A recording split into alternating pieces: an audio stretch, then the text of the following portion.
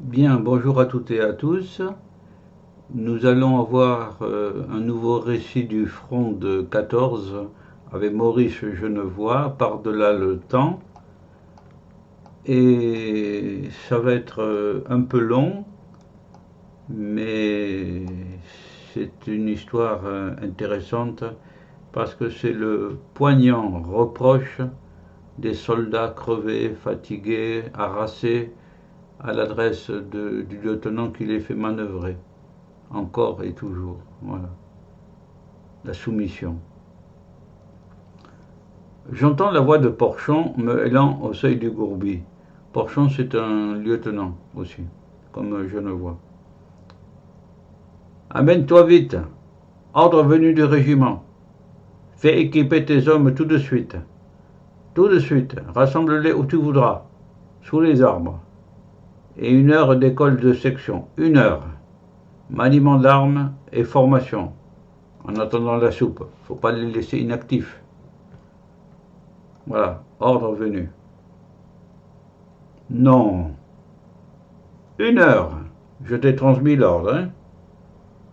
J'ai donc fait équiper mes hommes. Ils s'alignent devant moi. Ils me regardent. Qu'est-ce qu'ils pensent? Je ne vois, c'est un lieutenant humain. Hein. Fixe. Où sommes-nous? Là-bas pourtant sont les éparges où nous étions hier dans un bois.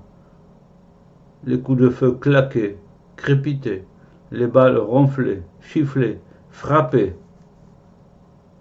L'habitude, quoi. Cela durait toute la nuit dans les ténèbres gluantes. Les ténèbres gluantes. Et puis la pluie, des heures sur nos reins. À genoux, debout. On se plaint là-bas. On me parle. Tiens, qu'est-ce que tu dis, Gerbeau? Gerbeau, c'est un soldat ou un caporal ou autre. Je peux plus, mon lieutenant. C'est bon, va te reposer. Il s'en va plier en deux, soulevant ses pieds rhumatisants, comme s'ils étaient chaussés de plomb, le pauvre. Pieds rhumatisants. Garde à vous. Un sursaut mou passe dans les rangs. Mou. Mes hommes, de nouveau, tous mes hommes me regardent. Ils comprennent plus. Il faut sûrement pas comprendre. L'arme sur l'épaule. Hold, disent. Les fusils au-dessus des têtes oscillent et penchent. Ils penchent. Des souvenirs de caserne hantent ma mémoire, des vociférations de chiens de quartier, les sous-officiers qui engueulaient les soldats. Autant, ça ne vaut rien. Voir un éclair, péter les bretelles. Je comprends pas. Nous faisons du maniement d'armes. Il y en a pour 1 heure. 1 heure. Mais moi qui commande cela, comment pourrais-je ne pas voir au fond de tous ces yeux un muet et poignant reproche? La grande muette, hein, c'était le nom de l'armée. Et ben là, ils sont tous muets. Ils ne peuvent pas contester l'officier. Et poignant reproche. Comme ils sont là, leurs corps fléchissent, s'affaissent, comme ils sont là, leurs corps fléchissent, s'affaissent. Il semble que la terre les attire. Oui, parce qu'ils fléchissent, ils s'abaissent. Les appelle irrésistiblement. Les éparges, la nuit, les balles, la pluie, la boue, la longue veille, tant de fatigue et de fatigue. Ce regard muet là, ce désir d'être en paix.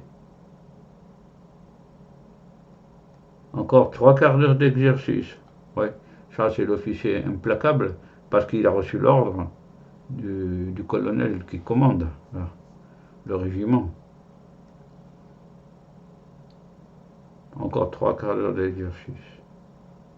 3/4 d'heure. Avec ses regards muets. Parlez-vous, etc., etc. Oui. C'est cette histoire rappelle la volonté des soldats qui se sont battus toute la nuit là, avec les balles, les obus et tout, et qui en ont ras la casquette en quelque sorte. Ils sont fatigués, ils sont fatigués. Ils n'en peuvent plus pour certains. Mais le commandement du régiment estime qu'il ne faut pas les laisser inutiles, les laisser dans un état de repos. Il faut tout le temps les entraîner. Voilà. Il y a de quoi être harassé. Voilà. Nuit de guerre. Voilà, c'était cette histoire de Maurice Genevoix qui retransmet encore un aspect particulier de ces soldats qui se battent tous les jours, qui meurent tous les jours, qui sont blessés, amputés tous les jours, défigurés tous les jours, et qui ont envie d'être un peu au repos. Voilà. Eh bien, ça mérite d'être connu, ça aussi. Maurice Genevoix l'a fait pour qu'on s'en souvienne, voilà, aussi. Pourtant, ça a été, c'est ces mots. Pourtant, cette guerre, elle y était, hein. Voilà. Voilà. Eh bien, parlez-en, discutez, informez. Voilà. Au revoir à toutes et à tous.